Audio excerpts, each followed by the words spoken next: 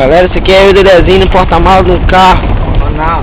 É meu filho, Adriano. Quem tá falando da puta que para pôr o meu outro. Cadê meu chinelo? Meu chinelo. Ronaldo, brilha muito no Corinthians. Meu chinelo, tá no meu pé. Você achou? Então, galera, como é que é um ponto lá que foi? É, Mirante.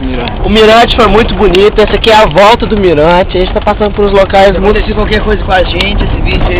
Esse vídeo aqui tem mostrando são 6 horas e 11 minutos e 54 segundos do dia 13 de outubro de 2009.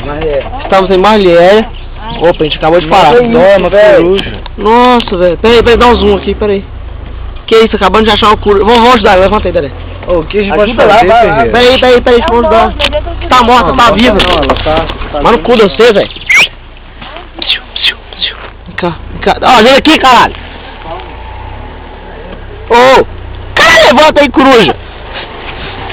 Ô, ninguém vai ajudar não, Zé. Quebrou o quê? Ela tá viva ainda. Tá, mas ela tá quebrando. Ela só pena.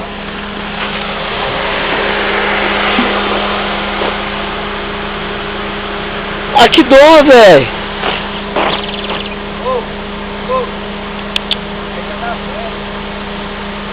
Tadinho. Vambora. Quero encerrar. Ela tá viva. Galera, tem mais jeito não. Teve mais jeito não. Tá rindo aí, Zé? O Cruz acabou de morrer.